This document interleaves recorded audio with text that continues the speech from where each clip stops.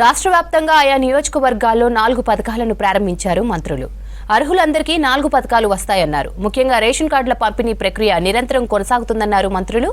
BRS కావాలనే దుష్ప్రచారాలు చేస్తుందని విమర్శించారు. పేదలను ఆదుకోవడమే తమ ప్రభుత్వం ఫస్ట్ ప్రియారిటీ అన్నారు మంత్రులు.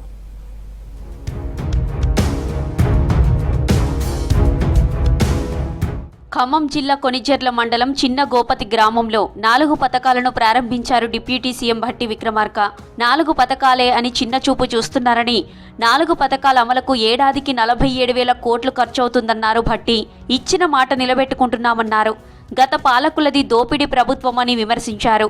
బీఆర్ఎస్ బీజేపీ జతకట్టి రాష్ట్రంలో రాజకీయాలు చేస్తున్నాయన్నారు. 10 ఏళ్లు రేషన్ కార్డులు ఇవ్వని చేతకాని ప్రభుత్వం బీఆర్ఎస్ దన్నారు. పేదల సంక్షేమం కోసమే తమ ప్రభుత్వం పనిచేస్తుందని అన్నారు డిప్యూటీ సీఎం. ఇందిరమ్మ రాజ్యం ప్రజల కోసమే పనిచేస్తుంది. ఆదాయాన్ని సంపదని సృష్టిస్తాం, ప్రతి పైసా ప్రజలకే పంచుతాం. వాళ్ళ కోసమే రాష్ట్రాన్ని తెచ్చుకున్నది కూడా వాళ్ళ కోసమే ఈ సంపదని ఖర్చు పెడతామని చెప్పాం. అందులో భాగంగానే ఈ రోజు రాష్ట్ర వ్యాప్తంగా ప్రతి మండలంలో ఈ కార్యక్రమాన్ని మొదలుపెట్టి ముందుకు పోతున్నాం. దేశంలో ఎక్కడా లేని పథకాలు తెలంగాణలో అమలవుతున్నాయన్నారు సివిల్ సప్లై శాఖ మంత్రి ఉత్తమ్ కుమార్ రెడ్డి. భువనగిరి జిల్లా వలిగొండ మండలం నాతల్లగూడెంలో 4 సంక్షేమ పథకాలను ఉత్తమ్ ప్రారంభించారు. గత ప్రభుత్వం సంక్షేమాన్ని పట్టించుకోలేదన్నారు.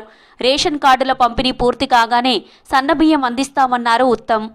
స్వతంత్ర భారతదేశంలో ఈ స్థాయిలో ఒకేసారి సంక్షేమ పథకాలు లాంచ్ చేయడం, అర్హత ఉండే ప్రతి వ్యక్తికి, ప్రతి రైతు కూలికి చేరే విధంగా చేయడం ఇదే మొదటిసారి అని చెప్పి మీకు మనం చేయాలి. ప్రజల్లో అద్భుతమైన స్పందన ఉన్నది. ప్రతిపక్షాలకి, అపోజిషన్ పార్టీస్ కి ఏమనాలో లేక అర్ధరహితమైన ఆరోపణలు చేస్తున్నారు. వాళ్ళు చెప్పే వాటిలో ఏమీ వాస్తవం లేదు, పసలేదు. బీఆర్ఎస్ సర్కార్ 7 లక్షల కోట్లు అప్పు చేసినా భయపడకుండా ఎన్నికల్లో ఇచ్చిన హామీలను అమలు చేస్తున్నామన్నారు మంత్రి పొంగులేటి శ్రీనివాసరెడ్డి.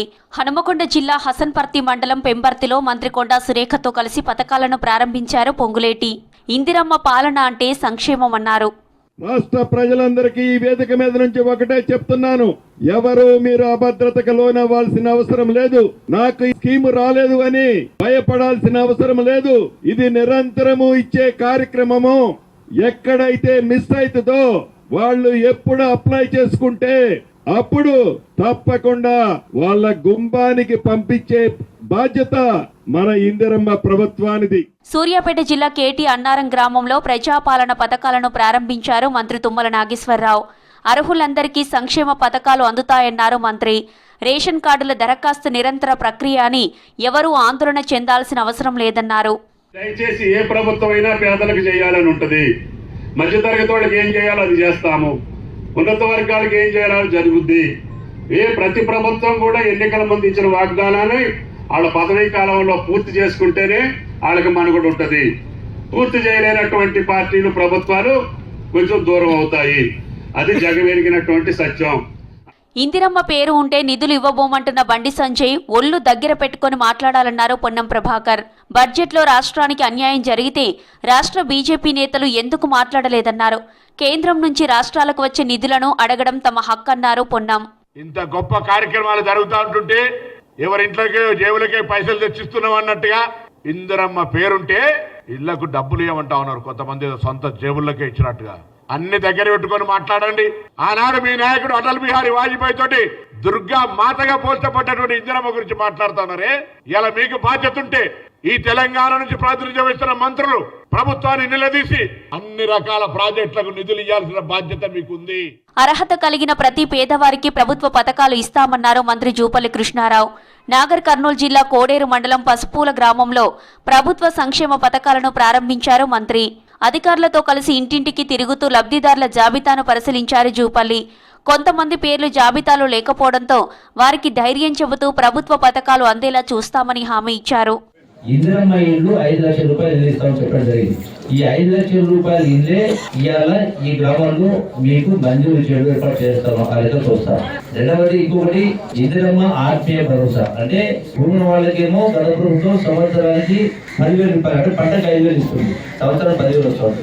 ఇప్పుడు దాన్ని పెంచి 12,000 రూపాయలు చేస్తా ఉన్నాం. అట్లాగే భూమి లేని కూలీలు కూడా సంవత్సరానికి 12,000 రూపాయలు ఏర్పాటు చేస్తాను. కాంగ్రెస్ పార్టీ ఇచ్చిన మాట నిలబెట్టుకుంటుందన్నారు మంత్రి కొండా సురేఖ.